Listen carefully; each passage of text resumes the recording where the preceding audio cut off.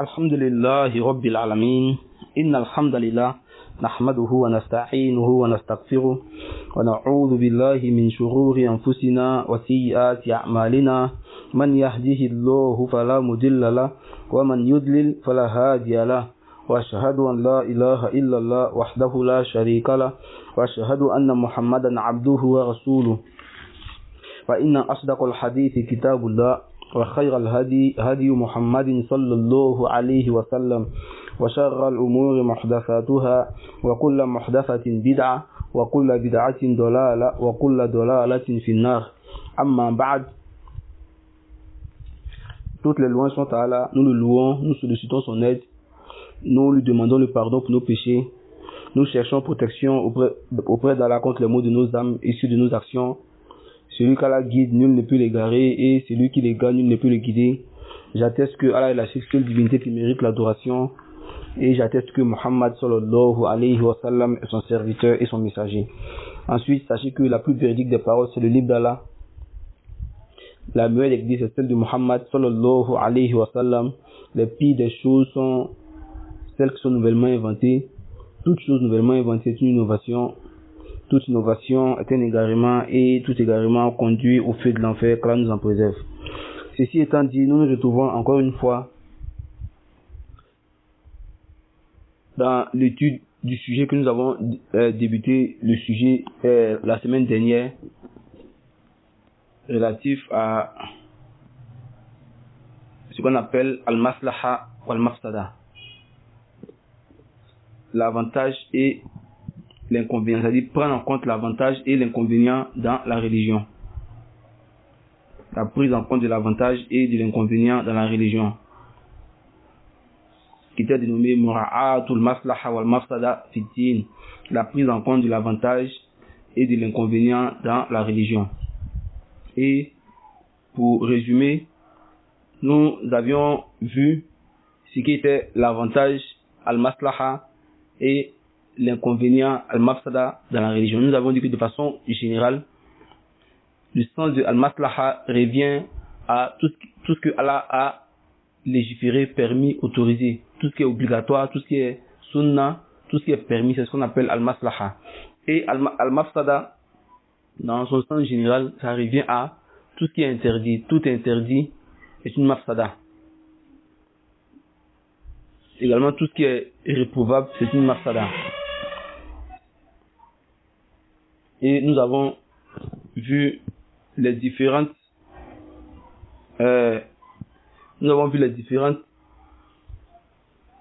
méthodologies pour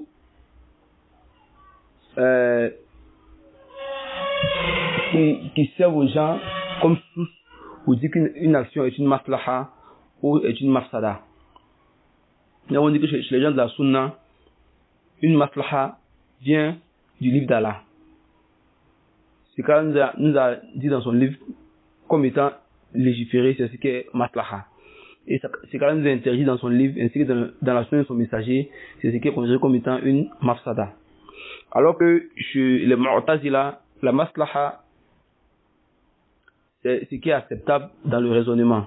Toutefois que le raisonnement accepte une chose, alors cette chose est une maslaha.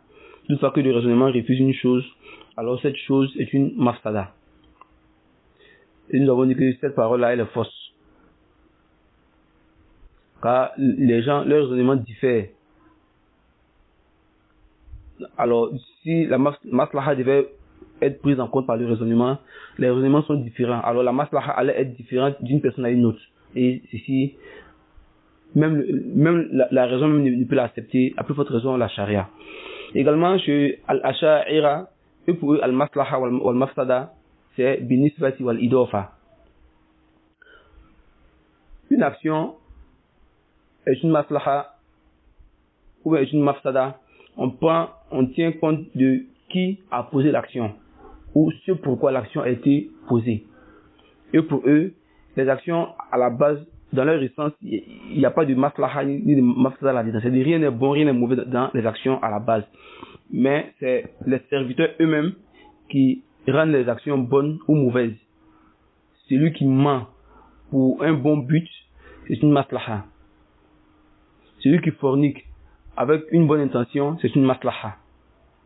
Celui qui vole avec une bonne intention, c'est une maslaha. Et ainsi de suite. Et nous avons dit que cette parole-là, elle est fausse. Parce que la raison même, l'âme et la raison même connaissent ce qui est bon et ce qui est mauvais. Et nous avons, dans ce sens-là, cité un hadith du prophète qui dit à l'un de ses compagnons, Aslamta ala ma aslafta minal khayr. Tu te convertis vers ce que tu connaissais comme étant bon auparavant. C'est vers cela que tu te convertis. Ce qui était bon, tout ce qui était bon comportement avant que tu ne te convertisses, alors c'est vers ces bons comportements que tu te convertis en plus. En plus de d'autres choses qui viennent s'ajouter à cela, mais tout ce que tu connaissais comme étant bon comportement, c'est vers cela que tu te convertis. Alors cela demande que la parole des Asha'ira, elle est fausse. Également, nous avons vu une autre technologie dans ce sujet-là, c'est ceux des laïcs, al-Almaniya, les laïcs. Eux, pour eux, al-Maslaha wal-Mafsada, c'est la société qui nous oriente en cela. Ce qui est accepté dans la société de façon unanime, c'est une maslaha. Et ce que la société rejette, c'est une mafsada.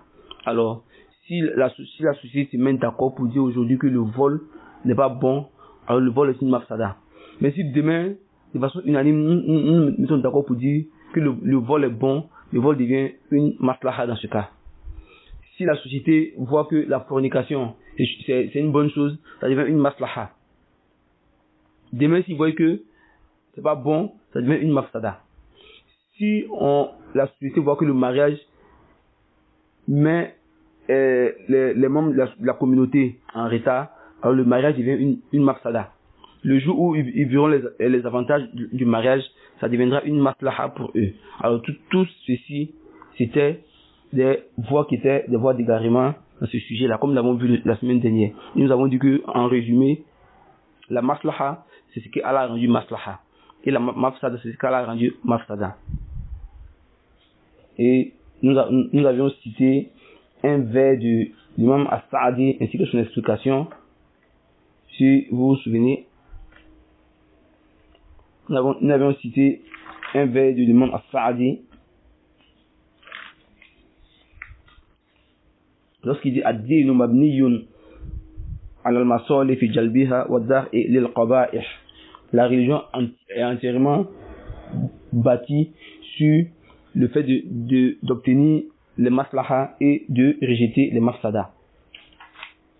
Et nous avons également cité une parole de Cheikh Mohammed bin Saleh al-Uthaymin rahimahullah, également dans lui son Manzumatu Qawaid ou Manzumatu Usul al-Fiqh, qui dit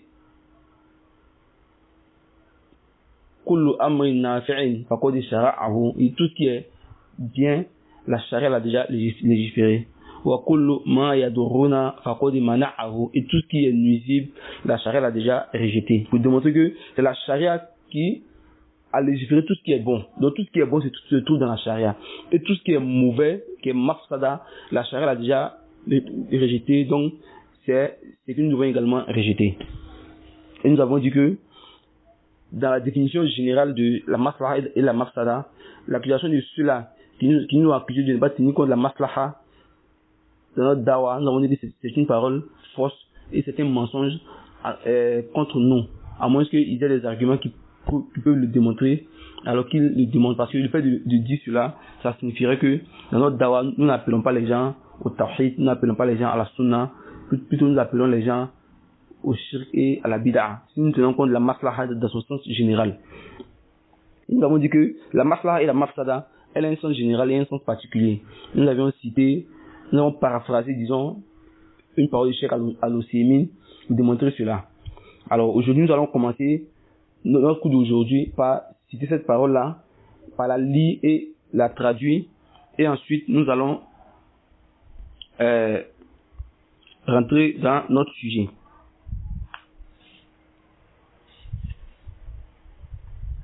Le Cheikh Al-Uthaymin, il dit dans son Liqa Bab al-Maftuh, qui est une série de rencontres que le Cheikh avait avec ses élèves. Parce que le Cheikh, c'est quelqu'un de son vivant qui était tout le temps occupé dans la recherche de la science. dans l'approfondissement et dans la vérification des sujets scientifiques. Alors, en dehors de ces périodes de cours, il n'avait vraiment pas de temps à consacrer à ses élèves. En dehors des périodes de cours tout est définies, les élèves n'avaient difficilement accès au chef. Alors, certains d'entre eux sont allés se plaindre auprès du chef Ibn Baz du fait que le chef Al-Uthaymin ne leur accordait pas suffisamment de temps. Alors, le chef Ibn Baz a demandé à ce que le chef Al-Uthaymin, qu'Allah fasse miséricorde à tous les deux, accorde du temps à ses élèves pour qu'ils puissent profiter de lui. Alors, c'est pour cette raison-là que le chef, il a fait une série de rencontres qu'on appelle liqa bab al-maftuh, les rencontres portes ouvertes. Les rencontres portes ouvertes. Et ces rencontres-là avaient lieu chaque jeudi dans la résidence du chef. Liqa al-bab al-maftuh, les rencontres portes ouvertes. Liqa ou al-bab al-maftuh, les rencontres portes ouvertes. Et ces jours-là, c'est-à-dire ces jeudis-là, la maison du chef était ouverte. Et les élèves venaient et ils profitaient du chef, ils posaient des questions et le chef les répondait. Donc, c'est l'une de ces rencontres-là, c'est dans l'une de ces rencontres-là que une personne demande au chef. Il dit, Qulna, inda qawlihi ta'ala, nous disons à propos de la parole d'Allah, le Très-Haut, lorsqu'il dit, Wadakir, fa inna dhikra tanfa'u al-mu'minin. Fais le rappel, car le rappel profite aux croyants. Soit Az-Zariyat, verset 55. Allah dit dans ce verset-là, le prophète, il dit fais le rappel, car le rappel profite aux croyants.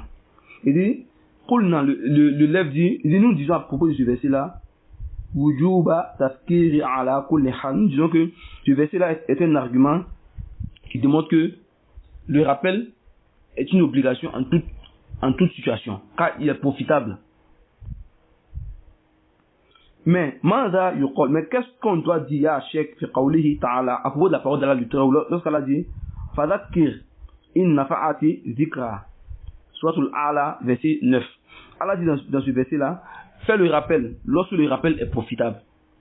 Ici, on a un argument qui dit que le rappel est profitable en toute situation. Mais ici, on dit de faire le rappel lorsqu'il est profitable.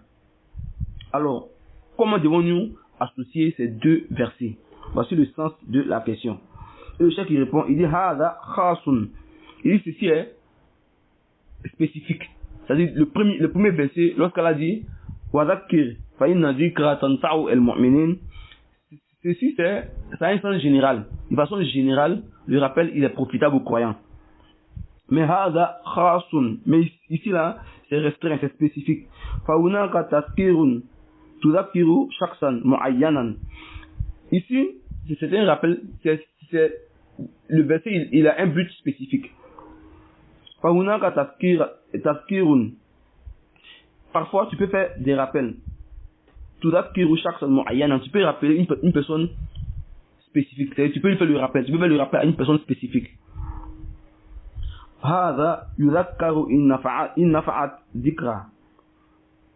Cette personne-là, on lui fait le rappel lorsque le rappel est profitable. Amma idha alimna annahu mutamarridun. Mais si nous savons d'une personne qu'elle est rebelle, wa ya'rifu al-haqqa walakinahu mu'anidun, fala. On sait d'une personne qu'elle est rebelle, qu'elle est têtue, qu'elle n'accepte pas elle connaît la vérité mais elle s'y oppose. Alors, le rappel ici n'est pas profitable. Tu sais qu'une personne est têtue, est rebelle, connaît la vérité mais il s'y oppose. Quel intérêt à lui faire le rappel? Amma idha kana umuman fa huwa amun yudhakkaru ala kulli hal. Mais quant au sens général, alors le verset il a un sens général dans ce cas. On fait le rappel en toute circonstance. Hada idha qulna in shartiya. Ça, cette parole là disant que le rappel doit être fait de façon lorsqu'il est profitable, c'est dans le cas où nous disons de in dans le verset lorsqu'Allah dit Fadakir in nafa'ati dhikra, le in là, shartiya, c'est un in qui vient comme condition. Yuradu biha haqiqatu ash-shart, dont le sens voulu c'est la véritable condition. Donc lorsque le in ici il vise un in de condition, alors le sens voulu par ce verset là c'est faire le rappel si le rappel est profitable. Faire le rappel si le rappel il est profitable. Parce que certains savants, ils ont dit de in là, yani ma, masdariya. D'autres savants disent que le in ici, il est shartiya, comme l'ont dit le Cheikh Mohamed Al-Amin Al-Shinqiti dans son Adol Bayan, également le Cheikh Islam Ibn Taymiyyah dans son Majmou Al-Fatawa, lui aussi dit que le in ici, il est shartiya. Donc dans ce cas-là, le in, il devient si, faire le rappel, si le rappel il est profitable. Donc le but de citer ces deux versets-là, c'est de démontrer que le rappel, c'est une maslaha au moment. De façon générale, c'est une maslaha. Mais, par rapport à une personne spécifique, le rappel peut ne pas être profitable. Peut ne pas être profitable. De façon spécifique. Et cette parole de le Cheikh Al-Ousaymin, elle a été dit dans son Liqa al-Bab al-Maftour à la 29e rencontre. Alors nous voyons ici que la maslaha, elle peut avoir un sens général et un sens particulier. Maslaha de façon générale, le rappel est une maslaha. Fait le rappel en toutes circonstances car il est profitable aux croyants. Mais de façon spécifique, une personne de façon spécifique, le rappel ne peut ne pas être profitable. Ou le rappel même peut être nuisible à celui qui fait le rappel là. Ça peut être sous de tort. Alors dans ces cas-là, on lui dit, fais le rappel s'il est profitable. Nous allons citer, avant de continuer notre cours, deux exemples pour démontrer à quel moment le rappel peut ne pas être profitable. Premier exemple, lorsque par exemple tu appelles le rappel à une personne, alors que par exemple tu sais que l'action que la personne commet, tu sais de façon générale que c'est pas permis, mais tu n'as aucune science pour pouvoir lui détailler. Ici, vous l'appelez le rappel alors que tu n'as pas de science, ce rappel-là il n'est pas profitable. Donc à toi-même il va nuire et toi-même tu risques de nuire à la personne. Elle a dit à ce propos-là, voilà takfu ma laysa laka bihi ilm. Ne poursuis pas ce dont tu n'as aucune science. Ne poursuis pas ce dont tu n'as aucune science. Ici nous voyons que bien que le rappel est profitable, mais ce type de rappel-là, qui est fait sans science, il est nuisible. Parce que non seulement toi-même tu risques de récolter des péchés, mais tu risques d'induire en erreur celui à qui tu fais le rappel. Alors ici nous avons un exemple de rappel qui n'est pas profitable. Également un exemple où le rappel n'est pas profitable, si tu dois faire le rappel à une personne mutamarid, une personne têtue, rebelle, qui connaît la vérité mais qui refuse. Si tu t'entêtes à vouloir lui faire le rappel, tu risques de perdre ton temps. Et tu risques de ne pas prendre en compte des personnes peut-être qui étaient beaucoup plus besogneux de ta prédication. Parce que en forçant à faire le rappel à cette personne-là, alors que elle connaît la vérité mais elle refuse, ceux qui en ont besoin peuvent attendre de façon, ils peuvent attendre longuement sans que tu ne t'occupes d'eux. Et nous avons l'exemple de cela dans la sourate Abasa, lorsque elle a dit au prophète Abasa wa tawalla anja'ahul a'ma wa ma yudirika la'allahu yazakka aw yadhakkaru fatanfa'ahu dhikra. Cette histoire-là, c'est l'histoire d'Ibn Maktoum et le prophète. Le prophète était parti voir certains dignitaires de la Mecque, les Mushrikoun. Il était parti les voir afin de les appeler à l'islam. Et pendant que il essayait de les convaincre, Ibn Maktoum est venu vers lui. Alors que lui, il s'était déjà converti, mais il voulait certains enseignements du prophète. Et pendant qu'il demandait au prophète de lui donner ses enseignements, le prophète lui était plus préoccupé par le fait de pouvoir convaincre ce dignitaire de la Mecque des Qurayshites. Et Allah dit à ce propos-là, puisqu'il a tellement insisté que le prophète il s'est renfrogné. Alors Allah révéla le verset, il dit Abasa wa tawalla anja'ahul a'ma. Il dit il s'est renfrogné et il s'est détourné parce que l'aveugle est venu à lui, c'est-à-dire Maktoum est venu à lui. Allah dit wa ma yudirika la'allahu yazakka. qui te dit peut-être qu'il cherche à se purifier? C'est-à-dire, qui te dit que Maktoum qui est venu vers toi, lui cherche réellement à se purifier? Ou à se rappeler en sorte que le rappel lui soit profitable. C'est-à-dire, le rappel sera plus profitable à Ibn Maktoum. Vous voyez ici que l'expression même est venue dans ce verset-là. Allah dit, Amma man istarna fa anta lahu tasodda. Il dit, quant à celui qui se complaît dans sa suffisance, tu vas avec empressement à sa rencontre. Wa huwa yakhsha.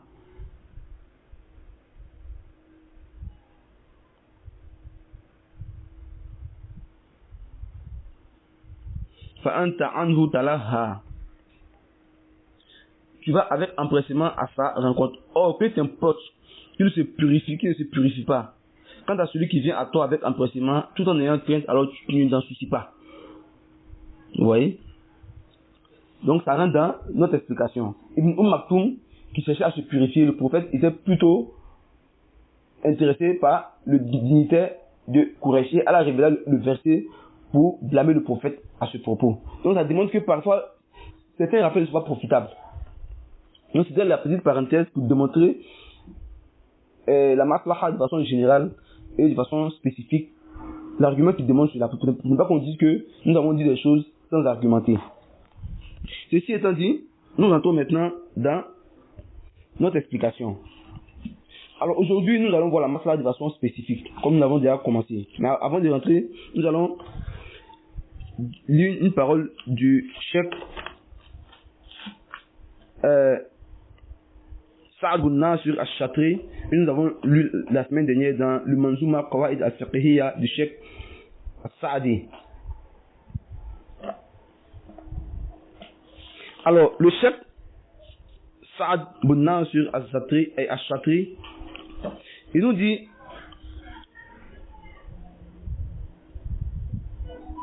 والعلماء يقسمون المصالح إلى ثلاثة أقسام. Il dit les savants subdivisent la maslaha en 3 subdivisions. C'est-à-dire que ce soit la maslaha de façon générale ou de façon spécifique, toute cette maslaha-là se subdivise en trois sortes. Al-Qism al-Awwal. Le premier groupe c'est Masalih Mu'tabara. Les maslahas qui sont prises en compte, c'est-à-dire par la charia. وهي التي شهد لها الشارع باعتبار. C'est le type de maslaha que la charia a pris en compte. سواء كان ذلك بطريق الشرع بطريق الكتاب أو بطريق السنة أو بالإجماع أو بالقياس. Et cette maslaha-là, c'est celle qui est prise en compte par la charia, que ce soit par le Coran, que ce soit par la sunna, que ce soit par le consensus, et que ce soit par l'analogie. Tu verras un argument dans le Coran, dans la sunna, dans le consensus des musulmans qui soutient cela comme argument. Et un exemple de cela, ce que nous avons cité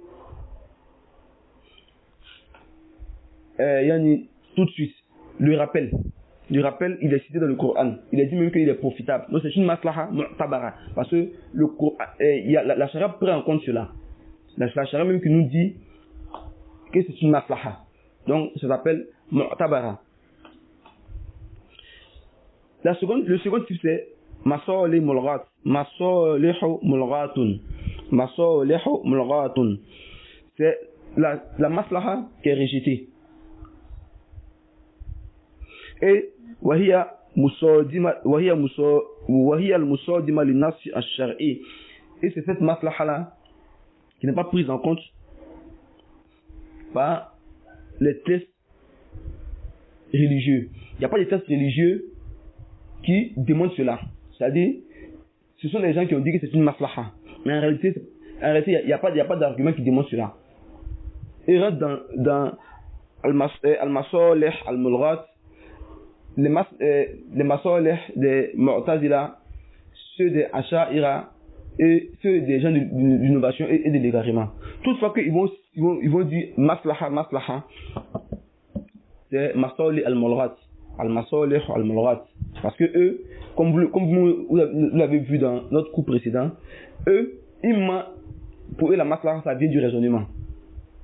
Alors que le raisonnement, rarement, il est en conformité avec la charia. Ou bien, la maslaha des Asha'ira. Pour eux, rien n'est bon, rien n'est mauvais. C'est ce pourquoi tu le fais, et c'est celui qui le fait qui est pris en compte. Alors que la charia a déjà défini ce qui est bon, ce qui est mauvais. Donc, al-masalih al-mulghat, c'est la maslaha des innovateurs et des gens du faux. Et le chef, j'ai sauté sa parole puisque il y a encore de quoi lire pour ne pas faire long. Le chef, il cite une parole. Il dit وَلِذَلِكَ وَرَدَ عَنْ بَعْضِ الْعُلَمَاءِ الْمَالِكِيَّةِ. C'est pour cette raison-là que il a été rapporté de certains ulama et certains savants du mazhab al-Maliki annahu sa'alahu malikun min muluki zamanihi. Un roi parmi les rois de cette époque-là a posé la question à ce savant-là. Faqal inni waqa'tu fi nahari ramadan, yani ala imra'ati. C'est-à-dire, un roi est venu voir ce savant et lui dit, j'ai eu des rapports sexuels avec mon épouse durant le mois de Ramadan. Et nous savons très bien que celui qui fait cette action-là, la première chose qu'il doit faire, c'est quoi? C'est d'affranchir un esclave. Ça, c'est la première chose qu'il doit faire. Ensuite, s'il ne peut pas maintenant, le reste des choses maintenant suivent. Alors lui, il est venu voir ce savant-là. Il dit, j'ai eu des rapports sexuels avec mon épouse dans la journée du mois du Ramadan. وَكَانَ مَعَهُ الْعُلَمَاء الْقُضَاةِ. Et lorsque la question a été posée, auprès de ce savant-là, il y avait d'autres savants et d'autres juges. فَقَالَ مُقَدَّمُهُمْ. Et ce savant à qui la question a été posée, qui était celui qui était le devancier, il dit à ce roi-là, yajibu alayka siyama shahrayni mutatabi'ain. Il dit, tu dois jeûner 2 mois consécutifs. Tu dois jeûner 2 mois consécutifs. Alors que lorsque le sahabi a fait une pareille action et qu'il est venu expliquer au prophète, le prophète lui a dit d'affranchir un esclave.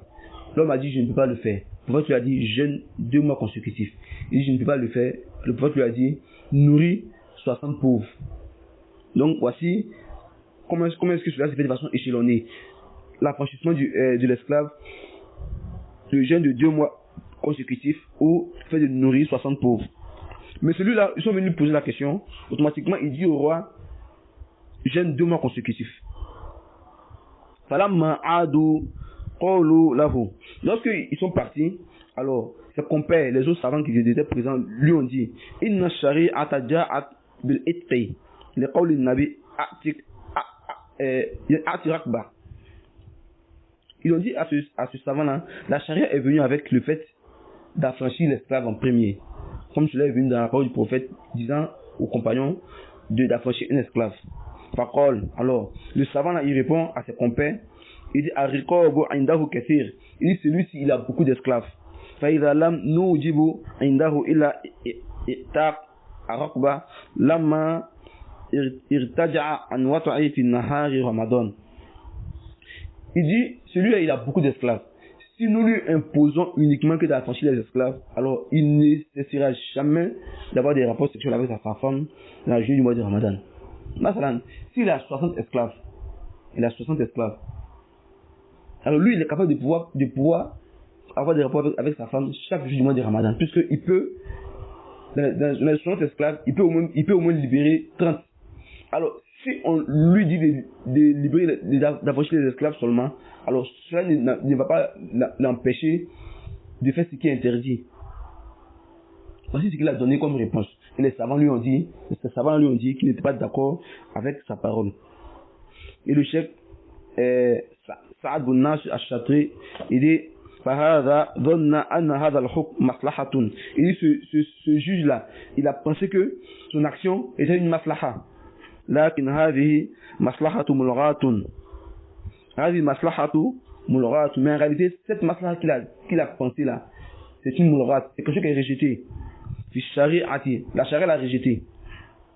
Voilà, tabar, elle n'est pas prise en compte. Voilà, yultafit. Voilà, yultafit, il est. Et on ne prend pas cela en compte. Bal innaha fil haqiqatil am mafsadatun. En réalité, ce n'est pas une maslaha, mais c'est une mafsada. Donc, al-maslaha ou al-masalih, al-mulghat, c'est en réalité des mafsada, c'est pas des maslaha. Tout ce que les innovateurs et les gens du faux appellent maslaha, en réalité, ce sont des mafsada. Ce sont des mafsada. Parce que c'est derrière la charia. Et vous voyez comment est-ce que cette histoire-là, elle est une explication claire de ce sujet. Le fait de s'imaginer des choses et de considérer que ce sont des maslaha, alors qu'en réalité, ce ne sont pas des maslaha. Et il dit toujours, il dit li anna ash-shari'ata la yumkin an ta'tiya bi ilgha'i maslahatin. Il dit parce que la charia ne peut en aucun cas venir rejeter une maslaha. Donc, appeler même la maslaha mulghatun, c'est une appellation qui n'est pas correcte. En réalité, même c'est une mafsada, c'est pas une maslaha. Wa qad wajada fi asrina wa zamanina ma yatashabbathu bil amali bil masalih. Il dit, le chef il dit, et nous trouvons dans notre époque-ci des gens qui s'accrochent aux actions bil masalih fi ilgha'i an-nusus. Les gens qui s'accrochent à certaines actions, mais en réalité, leur but voulu, c'est de rejeter des textes du Coran ou de la Sunna. وَلِذَلِكَ تَجِدُهُمْ يَقُولُونَ. Par exemple, tu verras des gens dire النَّاسُ فِي الْغَرْبِ لَيْسَ لَدَيْهِمْ إِجَارَةٌ إِلَّا فِي يَوْمِ الْأَحَدِ. Il dit, les gens en Occident, en Europe, n'ont pas le temps, si ce n'est que les dimanches. فَتَكُونُ صَلَاةُ الْجُمْعَةِ فِي يَوْمِ الْأَحَدِ لِمُرَاعَةِ أَحْوَالِ النَّاسِ. Ils disent dans ce cas, la prière de Jum'a qui est fait le vendredi, on va la déplacer au dimanche. C'est les dimanches qui ont le temps. Parce que c'est pas un pays musulman. Les vendredis, c'est pas jour férié, ce sont des jours ouvrables. C'est pas des jours de repos. Alors, dis aux gens de partir faire le Jum'a le vendredi, ça sera le causer du tort.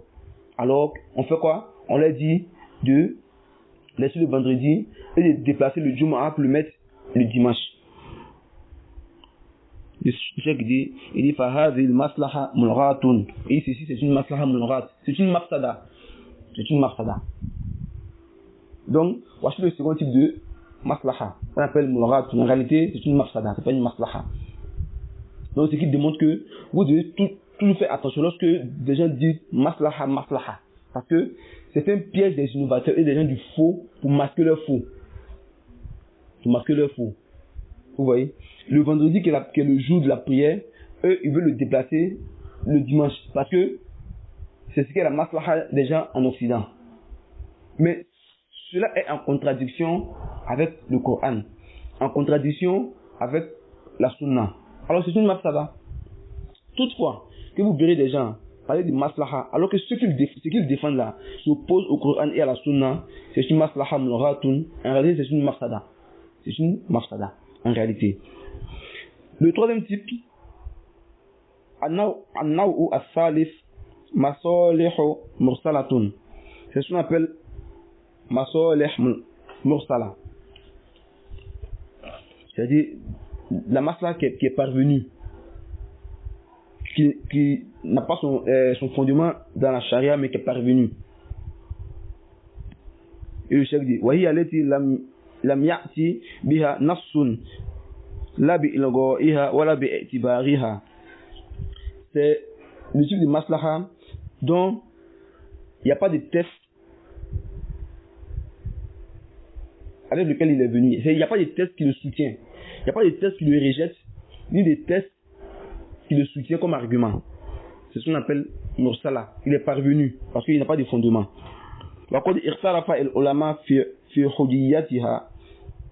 Et les savants, ils ont divergé quant à savoir sa valabilité. Est-ce qu'il est valable ou pas? فمنهم من يثبت حجية الحجية. Il y a certains qui ont confirmé sa valabilité. ومنهم من ينفي الحجية. Et il y a certains savants qui ont rejeté sa valabilité. وقد رأى شيخ الإسلام ابن تيمية وابن القيم رحمهم الله أنه لا يمكن أن توجد مصلحة مرسلة. Mais parmi toutes ces divergences-là, il y a le cheikh Islam ibn Taymiyyah et son élève Ibn Qayyim, tous les deux, qui disent qu'il n'y a pas de maslaha mursala. Ça également, c'est une expression qui n'existe même pas.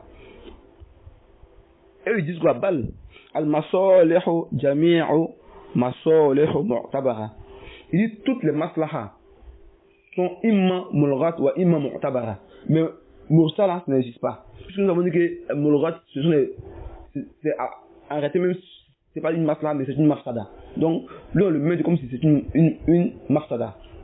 Mais, dit que al-mulghat, et puis, subhanallah, dit que al-mu'tabara, et puis al-mursala, que ça existe. Ibn Taymiyyah lui dit non, que ce n'est pas le cas. Qu'en réalité, il dit en réalité, il n'y a pas de mursala, que tout est mu'tabara. Toute maslaha qui est bonne est mu'tabara. Ils disent man ra'a maslahata zannaha mursala fala yakhlu min ahada amrayn. Celui qui voit une maslaha et qui pense qu'elle est mursala, elle est parvenue, alors il ne peut échapper à l'une des deux choses. La première, an takuna mafsadatun wala takunu maslahatun. Imma c'est une mafsada, c'est-à-dire c'est mulghat et ce n'est pas une maslaha.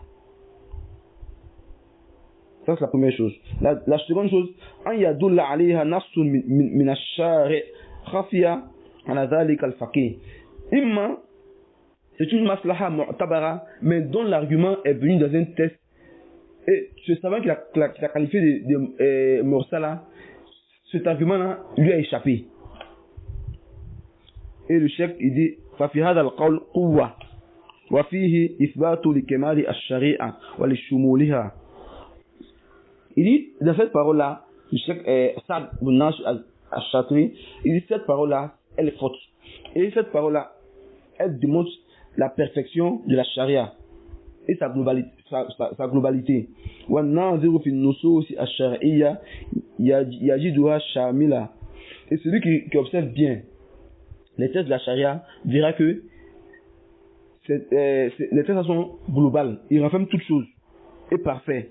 Les aghlabi masalih al-ibad, et cela renferme tous les maslaha que les serviteurs ont besoin. La charia l'a déjà englobé en elle. وأن المرء لا يحتاج إلى القياس إلا في موات قليلة. Mais le serviteur n'a besoin de faire l'analogie si ce n'est que dans des endroits très très petits. C'est très rare que le serviteur peut avoir besoin de faire l'analogie parce qu'il n'a pas eu un test qui peut lui servir d'argument dans un sujet. C'est très rare. تسد نقص الوارد في الدليل النصوص على الحوادث.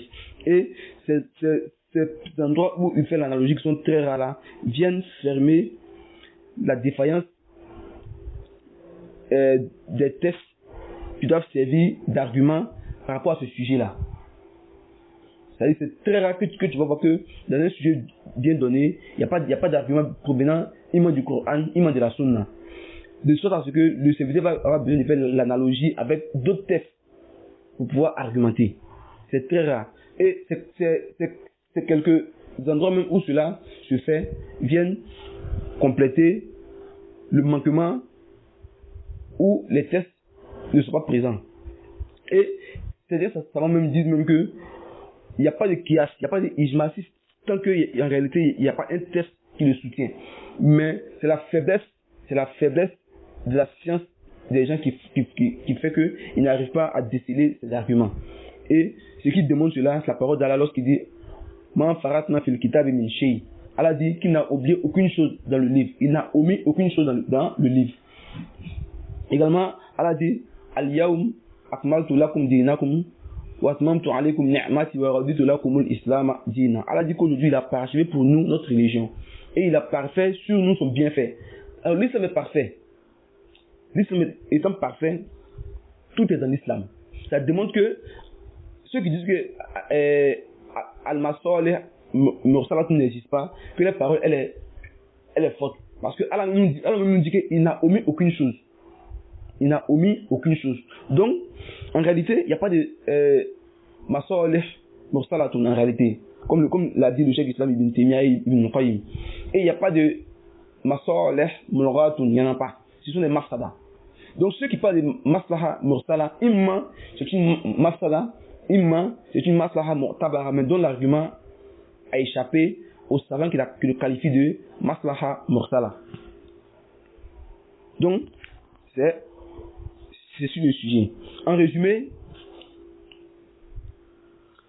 toutefois que les gens vont vous parler de Maslaha, imma, ils visent par cela une Maslaha qui est un argument dans le livre d'Allah et dans la sunna de son messager et dans le consensus des musulmans. Alors c'est une Maslaha Mu'tabara qui est prise en compte. Fais le rappel, il est pris en compte ou pas. Imma, des gens viendront vous parler de Maslaha, mais en réalité, ce sont des Maslaha Mulghatun, comme le font les Mu'tazila, les Asha'ira et les laïcs, et les gens de l'innovation. Ils viendront avec des paroles qui sortent de leur raisonnement. Et ils vont appeler cela Maslaha, Maslaha, Maslaha, pour endormir les ignorants. Wa illa, la Maslaha, elle est dans la Sharia, comme nous l'avons déjà vu dans le cours précédent. Et le Cheikh Al-Uthaymin, comme nous l'a enseigné, wa kullu amrin nafi'in faqad shara'ahu, tout ce qui est bénéfique, Allah l'a déjà légiféré. Alors il n'y a rien qui est en dehors de l'islam qui peut être une maslaha pour les hommes. Il n'y en a pas. Et même lorsque d'ailleurs pas de maslaha mursala, parce que cette parole aussi, les gens de l'innovation se sont beaucoup appuyés là-dessus. Alors imma, celui qui dit que telle action est une maslaha mursala, imma, c'est une mafsada en réalité. Imma, c'est une maslaha mu'tabara, mais dont l'argument a échappé à le savant qui le qualifie de maslaha mursala. Ça, c'était la subdivision des maslaha de façon totale.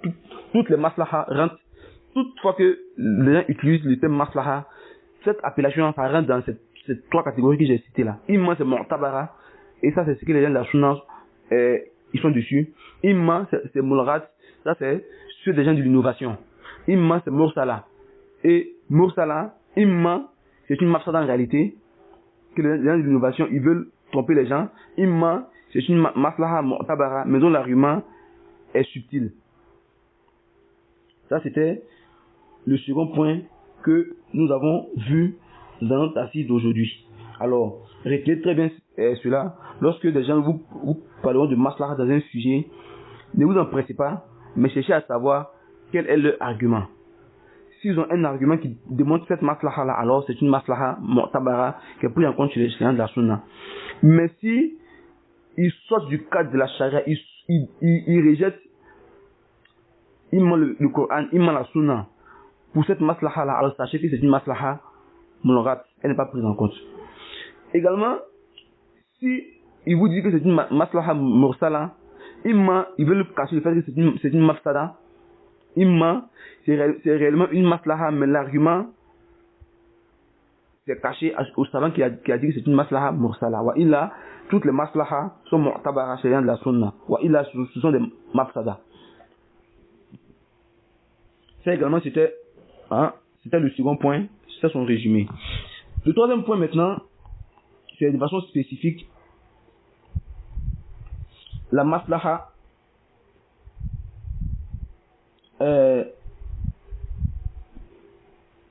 mu'tabara. Mais de façon spécifique, nous allons nous appuyer sur un sujet là-dedans et puis l'expliquer. Et cette explication-là, elle a pour fondement un hadith du prophète. Et le hadith est rapporté par Jabir ibn Abdullah, c'est dans le Sahih al-Bukhari, hadith 3138, et dans le Sahih Muslim, hadith 1063. Jabir ibn Abdullah, il nous dit Bainama Rasulullah sallallahu alayhi wa sallam yaqsimu ghanima bil ji'rana إذ قال له رجل اعدل فقال له لقد شقيت إن لم أعدل. Jabir ibn Abdullah nous dit Bainama Rasulullah yaqsimu ghanima, pendant que le prophète est en train de partager le butin de guerre de Ji'ran, et Al-Ji'ran c'est un endroit, si je me souviens très bien, il est entre Makkah et Taif. Et cela s'est passé après la bataille de Hunayn. Après la bataille de Hunayn, le prophète partageait le butin de guerre. Alors, un homme vient et dit au prophète, sois juste. Il dit au prophète, sois juste. Le prophète lui répondit, la cause échappée et tout, in lam a'dil. Je serai malheureux si je ne suis pas juste. C'est-à-dire, si moi, en tant que prophète, je ne suis pas juste équitable, alors je serai malheureux. Certains savants disent, le prophète a plutôt dit, la cause échappée est in lam a'dil. Tu seras malheureux si moi je ne suis pas juste. Et le sens de cela c'est, si toi qui es mon suiveur, si moi je ne suis pas juste, toi le suiveur, toi tu seras une personne malheureuse parce que tu suis une personne qui n'est pas équitable. Et les deux sens se valent. Mais le sens qui est le plus connu, c'est le prophète a plutôt dit, la cause échappée et tout, in lam a'dil. Je serai moi-même malheureux si je ne suis pas juste. C'est-à-dire, si le prophète même n'est pas quelqu'un d'équitable, alors il court à sa pêche. Ça, c'est la hadith qui va nous servir d'explication. Et comme je l'ai dit, le hadith il est rapporté par l'imam Al-Bukhari dans son Sahih, hadith 3138, et par l'imam Muslim dans son Sahih, hadith 1603. Le savant qui va nous aider dans son explication, c'est le cheikh Saïd bin Ali bin Wahb al-Qahtani rahimahullah, qui était un savant célèbre. C'est lui qui est l'auteur du livre que tout le monde connaît, qu'on appelle Husn al-Muslim, Husn al-Muslim, le petit livre rouge dans lequel il y a les évocations, les doigts et les évocations. Alors c'est ce savant-là qui a écrit ce livre-là. Et il était également l'un des élèves de Cheikh Ibn Baz rahimahullah, qui est resté longtemps auprès du cheikh, qui a longtemps appris la science auprès du cheikh. Alors c'est lui, dans son livre dénommé Fiqh Da'wa fi Sahih al-Imam al-Bukhari, qui signifie la compréhension de la da'wa que l'on peut tirer du Sahih al-Bukhari, c'est-à-dire quel enseignement nous pouvons tirer pour la prédication à partir des hadiths du prophète dans le Sahih al-Bukhari. Alors après avoir cité ce hadith-là, il a cité de nombreux enseignements qu'on peut tirer de ce hadith, et il dit Khamisan, c'est-à-dire le cinquième enseignement qu'on peut tirer de ce hadith-là, min al-qawaid ad-da'wiyya dar'u al-mafasid muqaddam ala jalbi al-masalih.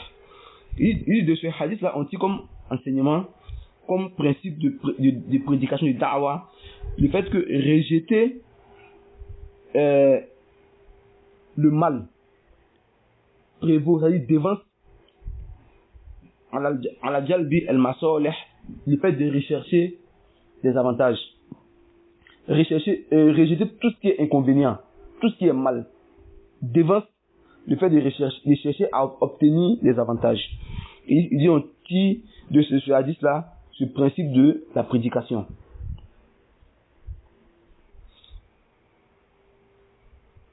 Il dit ظهر من مفهوم هذا الحديث أن من القواعد الدعوية قاعدة درء المفاسد مقدم على جلب المصالح.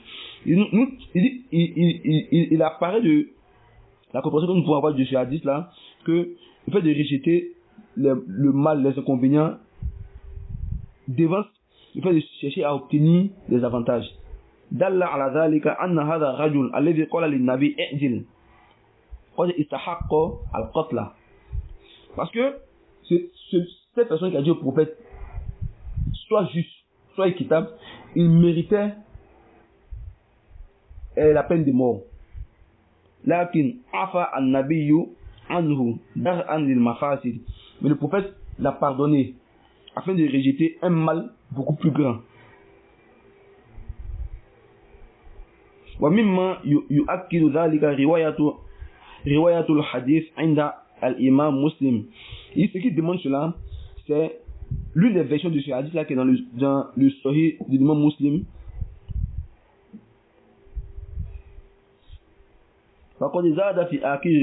L'imam Muslim, dans sa version là, il y a un ajout vers la fin. فقال عمر بن الخطاب دعني يا رسول الله أقتل هذا المنافق. Lorsque cette personne a dit, alors Omar ibn Khattab s'est levé et dit au prophète, laisse-moi trancher la gorge à cet hypocrite. فقال, le prophète alors dit à Omar, معاذ الله أن يتحدث الناس أني أقتل أصحابي. À cette parole, le prophète dit à Omar, laisse-le,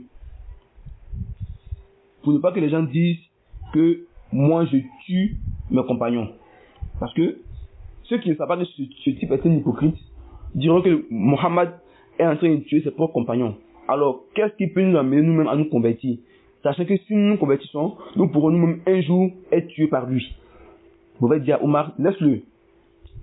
De peur que les gens disent que Mohammed est en train de tuer ses propres compagnons. Fakol, nam. Alors, le chef dit, il dit, fakotlu, hadal munafik, maslahatun. Il dit en réalité, le fait de tuer cet hypocrite-là, c'est une maslaha, c'est un avantage. Parce que ça fera moins d'hypocrites pour causer du tort au prophète. Lakin, yu'aradu hadil maslaha mafsadatun. Mais on oppose cet avantage-là à d'autres inconvénients. وهي أن الناس سيقولون إن محمد يقتل أصحابه. Et cette mafsada, c'est le fait que les gens vont dire que Mohammed est en train de tuer ses compagnons. فحينئذ تترك المصلحة لتفويت المفسدة. Alors dans ce cas-là, on délaisse l'avantage pour faire tomber cet inconvénient-là. Et l'imam As-Sa'di, il dit dans son Mandouma Qawaid al-Fiqhiyya, ce que je viens de dire tout de suite là, le cheikh va citer un vers de ce même Mandouma là, de cette même risala là. Cheikh As-Sa'di, il dit ad-dinu mabniyu ala al-masalih fi jalbiha wa daf'i lil qaba'ih. Il dit la religion elle-même elle repose sur le fait de rechercher à obtenir les avantages et à rejeter les méfaits. فإذا تزاحم عدد المصالح يقدم الأعلى من المصالح. Mais sur plusieurs avantages se concurrencent dans une même action, alors on fait devancer l'avantage qui est le plus supérieur. Comme nous l'avons vu dans cet exemple-là. Le fait de tuer ce munafik, c'est un avantage. Mais le fait de le laisser, pour ne pas que les gens disent que votre Mohammed tue ses compagnons, et ça va amener les gens à fuir l'islam, c'est également un avantage, puisque en le laissant, on fait taire la propagation de cette rumeur-là. C'est un avantage. Alors, ici, on a deux avantages qui se concurrencent. On fait devancer ce qui est plus important, qui est le fait de taire cette rumeur-là, pour permettre au plus grand nombre de rentrer en islam. Alors que tuer celui-là, c'est une seule personne qu'on a tué, c'est une seule personne dont on s'est prémuni de son mal. Mais en même temps, en le faisant, on peut perdre la conversion de plusieurs personnes. Donc, ici, on a deux avantages. Et on a fait devancer le plus important. Et le cheikh As-Sa'di, il dit وَجِدُّهُ تَزَاحَمَ الْمَفَاسِدِ يُرْتَكِبُ وَجِدُّهُ تَزَاحَمَ الْمَفَاسِدِ. Il dit le contraire. Lorsque les méfaits se concurrencent, il dit dans ce cas, yurtakebu el adna minal mafasid. Alors, on opte plutôt pour le méfait le moins dangereux. Lorsque deux méfaits se concurrencent également, on opte pour le méfait le moins dangereux. Et rapidement, comme exemple, si, comme le cheikh Al-Husaymin l'a cité dans l'une de ses paroles, ses fatawa, le cheikh Islam Ibn Taymiyyah, il est passé auprès d'un homme qui était assis auprès des Tatars, alors que ceux-ci s'amusaient, ils jouaient aux cartes, ils faisaient des distractions. Et les Tatars, c'était un peuple de barbares qui ont fait une expédition dans des pays musulmans où ils ont tué, ils ont violé, ils ont été très très sauvages et très très violents. Et l'une des villes qui ont le plus détruit, c'est la ville d'Al-Bukhara, dont est issu l'imam Al-Bukhari. Alors, Cheikh Islam Ibn Taymiyyah, il est passé auprès de cet homme-là qui était assis et qui voyait ces Tatars-là s'amuser. Il a vu des gens s'amuser, alors il est passé. Et après, il a dit à ce dernier, pourquoi n'as-tu pas blâmé ces gens-là pour cette distraction? Alors l'homme a dit à Cheikh Islam Ibn Taymiyyah, ceux-là sont des Tatars. Si je les empêche de se distraire et qu'ils se lèvent, ils iront tuer les musulmans. Donc j'ai préféré les laisser dans les distractions que de les blâmer pour cela, pour qu'ils aillent tuer les gens. Donc ici, on a deux mots. Il y a la distraction, puis le fait de tuer les musulmans. Alors il a opté pour le moindre mal, qui est le fait de les laisser dans leur distraction. Donc c'est ce que le Cheikh As-Saadi dit, il a tazahama el mafasid. Lorsque plusieurs mots se concurrencent, alors on opte pour le moindre mal. Ça c'est la parole du Cheikh As-Saadi. Alors le Cheikh Saïd bin Ali bin Wahb al-Qahtani, il continue, il dit wa min dar'i al-mafasid aidan ma fa'alahu Rasulullah ma'a Abdullah bin Ubay bin Salul faqad amila a'malan kathira tujibu qatlahu. Celui également, c'était un hypocrite qui a fait de nombreux torts aux musulmans. De nombreux torts aux musulmans. Et le prophète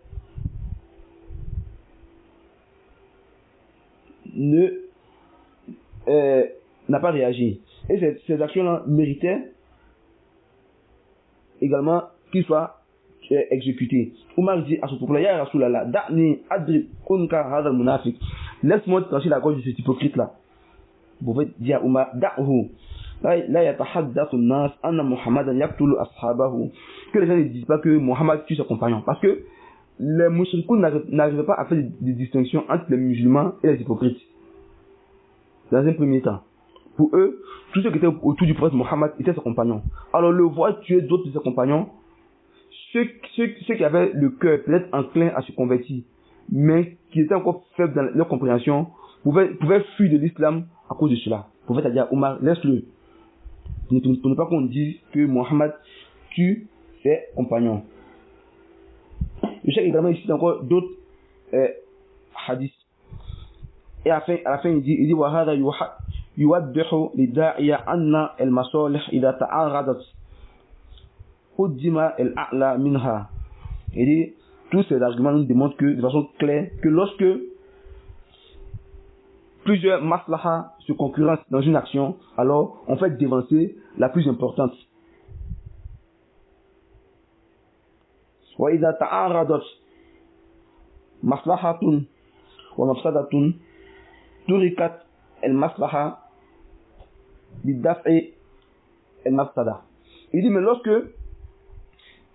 une maslaha et une mafsada se concurrencent, on fait tomber la maslaha pour la maslaha et pour la mafsada. Toutefois que une maslaha et une mafsada se concurrencent, on fait tomber la maslaha pour la mafsada. Parce que le fait même de repousser une mafsada, c'est en soi même une maslaha. Fait repousser une mafsada, c'est en soi une maslaha. Parce que en repoussant le mal, on obtient un bien. En repoussant un mal, on obtient un bien. S'il y a un problème dans le quartier, et qu'on a réussi à le chasser du quartier, on gagne quoi en retour? La quiétude et la sécurité. Donc c'est un bien qu'on a eu en repoussant le mal de ce dernier, ce volet. Donc en réalité, c'est une maslaha que nous avons obtenue à la suite de notre action. Il dit, mais il a ta'aradat mafsadatun wa mafsadatun yurtakebu al-adna lidaf'i al-a'la min al-mafasid. Il dit, mais lorsque deux mafsadas se concurrencent dans une même action, alors on opte pour la moins dangereuse et on repousse la plus dangereuse, le moindre mal. Raison pour laquelle même la charia demande de ne pas critiquer les gouverneurs de façon publique. Parce que le mal qu'ils font là, c'est un mal, c'est une mafsada, tout le monde le sait. Mais en les critiquant de façon publique, ça peut amener à la révolte, à la rébellion. Et cette rébellion, elle peut causer d'autres maux qui sont plus graves que le mal que lui faisait. Donc la charia demande de ne pas critiquer les gouverneurs sur les manabir, de façon publique, dans les assises et autres. C'est pour ne pas causer d'autres maux plus graves que ce qu'eux-mêmes ils font déjà. Donc c'est ce principe-là qui est pris en compte en cela. Si nous avons compris tout cela, la parole du cheikh Saïd bin Ali bin Wahaf al-Qahtani est dans son livre Fiqh ad-Da'wa fi Sahih al-Imam al-Bukhari, tome 2, page 932. Tome 2, page 932. Si nous avons compris tout cela, nous allons faire un résumé et revenir maintenant sur le vif de notre sujet. Lorsque d'abord, la maslaha, elle est forcément dans la charia. Elle n'est pas derrière la charia, comme nous l'avons vu dans le cours précédent et dans ce cours d'aujourd'hui là. Une fois que les innovateurs parleront de maslaha, ils visent en réalité la mafsada. Ou bien ils vous feront croire que c'est une maslaha, mais c'est une maslaha moratun. Ou illa la maslaha, elle est mu'tabara, elle est prise en compte par le Coran et la Sunna. Lorsque par exemple j'ai cité en début de mon cours le verset, lorsqu'elle a dit Fadakir in nafa'ati dhikra, nous avons vu que le rappel en lui-même est une maslaha de façon totale. Mais on demande de délaisser le rappel lorsque il n'est pas profitable, parce que le gain que tu fais en faisant le rappel, qui est d'amener la personne à profiter de ton rappel là, d'autres personnes, les concernant, ça peut être le contraire. Par exemple, faire le rappel à une personne qui connaît la vérité et qui va se servir de ta parole là pour insulter Allah et pour dénigrer la religion. Quel intérêt à partir de lui faire le rappel? Pas d'intérêt. Parce que tu seras la cause pour laquelle il va insulter Allah. La cause pour laquelle il va dénigrer la religion. Alors, laisse-le, puisqu'il n'y a pas d'intérêt à faire ce rappel-là.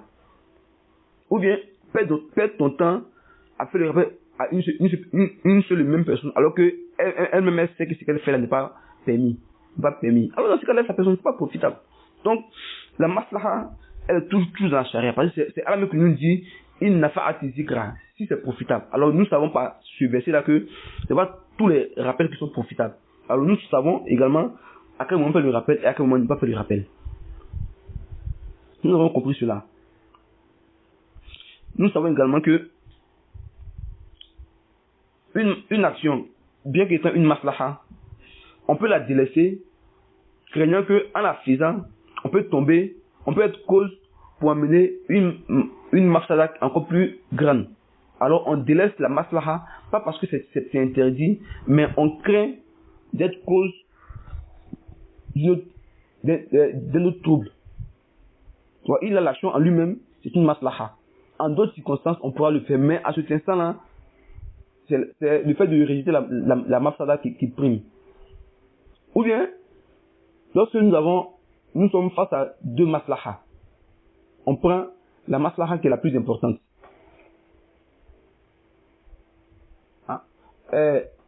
Masalan, une personne qui veut partir étudier, qui veut voyager pour partir étudier, mais qui veut se marier. S'il sait qu'il ne peut pas supporter de patienter, s'il sait que son envie sexuelle est fort, alors qu'il a les moyens pour se marier, alors le mariage devient une maslaha prioritaire sur le fait de voyager pour partir étudier. Parce que ici, il va essayer de se préserver, de ne pas tomber dans un péché. Alors qu'ici, il veut partir augmenter sa science. Alors, le mariage devient ici prioritaire. Ici, on a deux maslahas et il y a un qui est prioritaire sur l'autre. Ou bien dans le cas où il y a une maslaha, une mafsada qui se concurrence. Alors, on va devancer la mafsada sur la maslaha.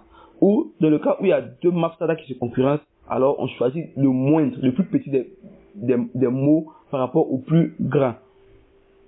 Et j'ai pris l'exemple des Tatars, à qui on a laissé se distraire, de peur qu'ils n'aient pas tué des musulmans s'ils s'élevaient de la place où ils étaient assis. Parce que les Tatars là, pour ceux qui ont lu leur histoire, ils savent que c'est des gens qui étaient très très barbares et très très cruels. Lorsqu'ils sont entrés dans la ville d'Al-Bukhara, ils ont tué, ils ont pillé, ils ont violé des femmes musulmanes. Ils ont fait des esclaves. Ils ont cassé les centres religieux, cassé des mosquées, des jawami', et ainsi de suite. Vous voyez. Donc, également, fait partie de cela, la hijra que le prophète a fait de la Mecque à Médine. Il a laissé la Mecque, alors que dans la Mecque se trouve la maison d'Allah.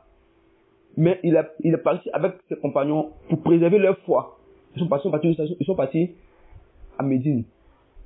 Alors que rester à la Mecque était une maslaha. Parce que c'est la maison d'Allah. Et prier dans cette maison-là a beaucoup de mérite. Ils ont plutôt opté pour protéger leur foi. Ils sont partis à Médine. Donc ce sujet-là, il est très important. Et il englobe tous les domaines de la vie. Toutefois que vous aurez à poser une action. Et que cette action-là va engendrer un mal qui est beaucoup plus grand que ce que vous devez faire comme action, alors vous délaissez ce que vous avez prévu de faire pour faire le moindre des mal. Le prophète dit dans un hadith, il dit inni la adkhulu fi salat wa ana uridu an utilaha. Il dit moi parfois je rentre dans la prière et je veux l'allonger, je veux rendre la prière très longue. Fa asma'u baka'a as-sabi. J'entends les pleurs d'un enfant. فأتجاوز في الصلاة مما أعلم من شدة وجد أمه ببكائه. J'avais dit Bakay c'est Bouquet as-Sabi. Il dit inni la atkhulu fi salat. Il dit moi je rentre dans la prière. Et je vais l'allonger. J'entends les pleurs d'un enfant. Alors je raccourcis ma prière. Pour ce que je sais du souci et c'est-à-dire le souci que la maman a lorsque son enfant pleure. Pour ce que je sais de ce souci-là, ce qui est comme lien, comme tendance qu'il y a entre une mère et son fils. Pour ne pas causer du tort à la maman, je raccourcis la prière afin que la mère puisse s'occuper de son enfant. Vous voyez, il veut allonger la prière, c'est une maslaha. Parce que la prière, en la rendant longue, on a plus de mérite. On lit beaucoup, on fait beaucoup d'invocations, on fait beaucoup de lectures. Alors les mérites également augmentent. Mais lorsqu'il entend les pleurs d'un enfant, il a raccourci. Donc il a préféré repousser un mal plutôt que de chercher à obtenir un bien. C'est dans tous les domaines de la vie. Pas seulement dans la dawa, non, c'est dans tous les domaines de la vie. Tous les domaines de la vie. Toute fois que vous aurez à poser une action qui en elle-même est légiférée, la maslaha et la mafsada viendront s'interposer à vous. Et vous devez choisir entre imma le plus bénéfique des deux, imma rejeter le mal. C'est-à-dire laisser tomber l'avantage et rejeter le mal, imma choisir le moins des deux mots. Voici les trois options que vous avez. Trois options. Imma, on choisit l'intérêt qui est le plus grand. Imma, on délaisse l'intérêt parce qu'on veut se préserver d'un mal. Imma, on choisit le moins des mal. Voici les trois options que vous avez. Maintenant, revenons à nos contradicteurs qui nous ont accusés de ne pas tenir compte de la maslaha et de la mafsada. Comme je l'ai dit de façon générale, ils disent dans notre dawa, nous avons vu que cela est faux. Ensuite, après ils ont spécifié dans le cas du docteur. Et dans le cas du docteur, si je veux même rentrer même dans ce détail-là, je risque d'être beaucoup long et je risque de le contredire encore davantage. Mais je vais simplifier en m'appuyant sur leur dernière parole. Sur leur dernière parole. Lorsqu'ils ont fait le tabdi du docteur, dans cet audio-là, ils ont dit également que nous, on ne sait pas contre la maslaha et de la mafsada. Moi, je veux savoir, après avoir fait toute cette démonstration, toute cette analyse que j'ai faite sur le sujet-là, qu'est-ce qu'ils appellent maslaha et mafsada dans ce sujet? Je n'irai pas vers notre opinion, mais j'irai vers ce qu'eux-mêmes ils ont dit. Leurs propres paroles pour démontrer que ce sont des personnes du faux dans ce sujet-là. Ce sont des personnes qui ont fait du faux dans ce sujet du début jusqu'à la fin. Et toutefois que nous, on dévoile le faux sur lequel ils sont, ils sautent, ils vont sur un autre. Et leur dernière parade, c'est maslaha mafsada. Nous, on n'a pas tenu compte de cela dans le sujet. Si on s'en tient à eux-mêmes leurs propres paroles, le fait qu'ils se sont tués sur le docteur, il y avait quel intérêt là-dedans? Et ils nous ont blâmé pour quel intérêt? Mais eux-mêmes, la réponse vient de eux-mêmes leurs propres paroles. Parce que, lorsque ils sont rentrés en conflit avec lui, qu'est-ce qu'ils ont dit? Ils disent, nous étions tués sur toi afin que toi-même tu te réformes. Il y a un qui a dit qu'on ne voulait pas te perdre. Donc, en résumé, ils se sont tués sur le docteur. Pourquoi? Parce qu'il voulait que lui-même il se réforme. Voici la maslaha qu'il recherchait. Qu'il se réforme. Qu'il ne le perde pas. Ça, c'est la maslaha qu'il recherchait. Mais il y a quel mafsada dans ce sujet-là? La mafsada, c'est quoi? C'est que le docteur égare de nombreuses personnes. Si nous en tenons simplement à la qaïda sans développer, nous avons dit quoi? Lorsque une maslaha et une mafsada se concurrencent dans un sujet, on fait quoi? On délaisse la maslaha pour repousser la mafsada. C'est pas ce que nous avons dit. Alors, si on va sur cette base-là, entre le fait de laisser le docteur se réformer, c'est une maslaha que eux ils veulent, et le fait d'empêcher qu'il égare les gens, c'est une mafsada. Qu'est-ce qui devait être pris en compte? C'est la mafsada. L'empêcher d'égarer de nombreuses personnes. C'est ce qui devait être pris en compte, ou c'est le fait que lui-même se réforme. Si se réforme, c'est pour lui, mais ce qui va égarer, entre les deux, qu'est-ce qui est plus grave? Même si on ne va plus encore dans d'autres explications, parce que c'est un sujet qui est beaucoup long. Il y a d'autres détails que j'ai même pas que j'ai pas dit dans le sujet de la maslaha et de la mafsada. Je que j'ai voulu être un peu bref pour que ça puisse servir à tout le monde dans tous les domaines. Par exemple, laquelle j'ai mis le sujet là en dernière position. Mais si on parle seulement sur les dernières paroles, lorsqu'ils ont fait son tabdi, ils ont dit quoi? C'est parce qu'ils ont tenu compte de la maslaha et de la mafsada, par exemple laquelle ils ne sont pas empressés de faire le tabdi très vite. Maintenant, ils ont dit qu'ils voulaient qu'il se réforme. Mais entre le fait de vouloir qu'il se réforme et le fait de le laisser égarer les gens, qu'est-ce qui devait être pris en compte en premier? C'est le fait de l'empêcher d'égarer les gens qui devait être pris en compte en premier. Plutôt que de vouloir qu'il se réforme. Mais est-ce que lui-même il s'est réformé? Là, il ne s'est pas réformé. Alors, venez encore nous accuser encore de ne pas tenir compte de la maslaha, alors que la vérité elle est claire. Subhanallah. Ces personnes-là, ils ne savent pas qu'est-ce que nous veulent en réalité. Mais c'est tellement simple. Vous avez fait une erreur dans un sujet. C'est pas à nous que vous avez fait du tort. Certes, vous avez dit des paroles méchantes. Mais le tort, vous avez fait du tort à la religion d'Allah. Vous avez peut-être été cause pour induire les gens en erreur. Peut-être que des gens sont morts en restant campés sur votre position. Parce que vous étiez sur la vérité. Mais pensez à toutes ces personnes-là. Faites un bayan, éclaircissez le sujet, que de venir encore vous en prendre à nous. Injustement. Mais sachez que tout ce que vous direz contre nous de façon injuste, si vous ne vous répondez pas, vous direz rendre compte à Allah pour ça demain. Sachez cela. Ça c'est une certitude. Alors nous allons nous arrêter ici pour le sujet. Wa sallallahu ala nabiyyina Muhammad wa ala alihi wa sahbihi wa sallama tasliman kathira. Assalamu alaikum wa rahmatullahi wa barakatuh.